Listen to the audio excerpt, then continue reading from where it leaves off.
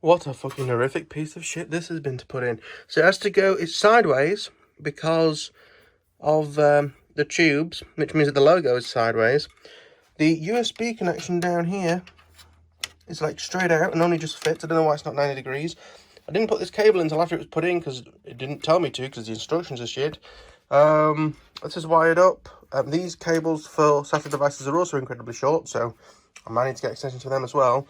And this is just an awful mess at the moment because I can't do any cable tidying because none of the cables are long enough. I have a name for this machine. It will now be called the Little Bastard because it really is. It's small and a bit of a bastard to put together. I'm really glad I didn't go for a water cooling setup. It's been a real nightmare. So I can't get an N6T X32 or whatever the smaller one is because the logo would be sideways. So I've really got to try and find a 120mm AIO with either the cables in a different place or no logo, or possibly one of those ones where you can, where it's basically a screen in it and I can just rotate the image in Paint and then apply it to the screen. But yeah, I'm not that impressed, to be honest with you, with N6T's AIOs compared to the Corsair one I've used previously. Corsair? Yes, Corsair. But fingers crossed, it's now ready to actually turn on. So we'll bring a monitor and a keyboard and mouse out, and we'll pray that it all works. Okay, so we're about ready to fire this up for the first time. That red memory stick has Windows 10 on it, I think 1903. I've got a new Death Adder Elite mouse and a Logitech G513. It's going to be quite good. It's got USB on this side, so that's going to be quite good for the fact this computer's going to be kind of hidden out of the way. So we just got this TV on the world's shortest HDMI lead to see if this works. Are we ready? There's already some illumination inside.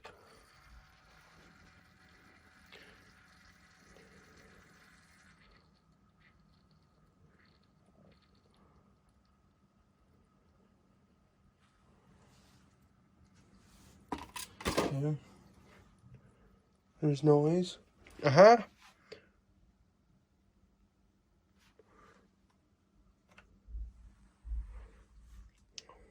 Uh-huh. So it knows we have 16 gigs of RAM.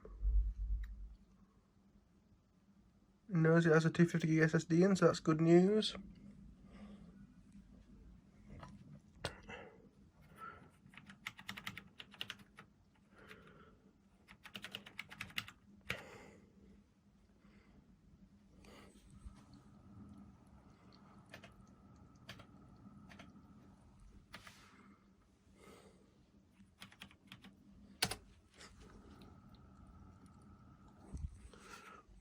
Wait, what?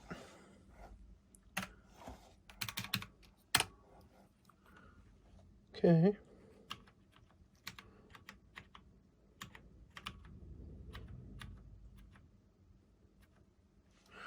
I don't really know what I'm doing here. Let's try and... Oh, wait, we have an advanced mode. I do apologise for the baby, it's not mine.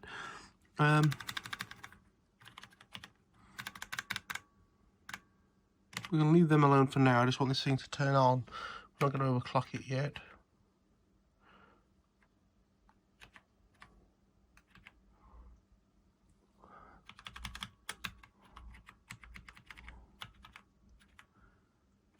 Advanced. I tell you what, let's go back to simple mode for simple people. XMP enabled.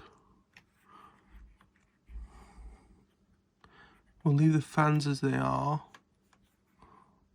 and we'll just save and exit.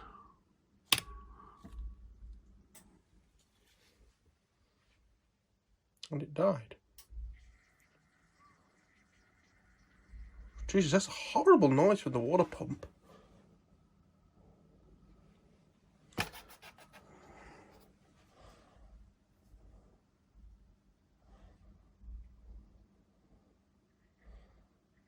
Right, okay, so what I need to do is plug in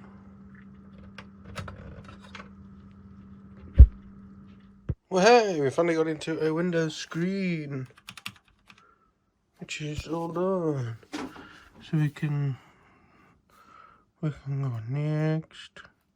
We can install now.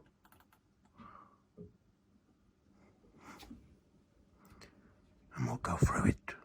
Right, no idea if this is going to be a separate video or not, but I'm in the rat's maze it is this computer. I've removed the Kraken, and worryingly, it was run for quite a long time. It was also, did have GTA benchmarks basically being looped, and it hasn't really, like, melted the thing, which is worrying. But we're now fitting a BeQuiet Slim, which is still 180 watt TDP, so it's still twice what a 9700K is. This is going back for being noisy, because it really is a noisy bloody thing. I wouldn't have another NZXT Kraken after this, just because of how loud this one was. If it does have a cool mirror thing on it, which gets boring after a while, and it was the wrong way around because of how it has to be mounted. But yes, I'm going to give this a very small clean, because I mean you can see it's barely done anything. We'll rip out all the other cables for this, which I think is just this cable, because the other cable is still in it. I'm going to fit this BeQuiet, and fingers crossed this one will fit, or I'm going to cry. Okay, so in the box you get loads and loads of these in different languages, the instructions.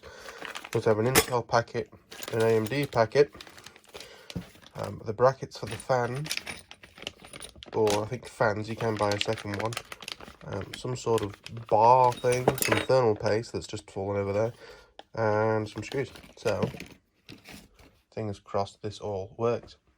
Okay, so this is for the bigger sockets, a sort of HEDT platform. This is for what we need. So the first thing that we're doing is we're getting these kind of weird looking screws. Focus. This is so you can see it's got like a square, and they fit into here on the inner sections, then a bit of rubber, and then they go through the back, I think, something like that. We'll find out in a moment. Well, the first thing I've noticed is scratches on top of the case now, which is annoying. But I have fitted sort of the cross member thing here. So on the back of these screws, a little bit of rubber washers keeps the screws in and sort of spaces it away from the rest of it. And then on the inside, I've put in these little spacer my bobs there, just finger tight as you possibly can. Now I'm looking at installing brackets, but I need to work out which way around these brackets need to be. Because obviously I don't want to put them the wrong way around, so that the actual fan is probably the wrong way around. So we'll have a look at that in a moment. Okay, so as you can see, the brackets are now mounted. Inner screws tighten down, and then this plate goes across the block and screws into those two. So it's time to apply thermal paste, I presume, and then put it down. Right, so we have a fan in the front, a fan on this thing, and a fan there. It doesn't cover up the RAM, I'm so happy. And as you see, I've sort of bundled a lot of the cabling up here, so we can try and get it to look neat without having to get extenders and do it properly with like routing stuff around the back. What I have just got out of my main PC is my gaming SSD, 1TB 860 QVO. So this will do the full 530, 550 like read and writes that SATA will allow us to do.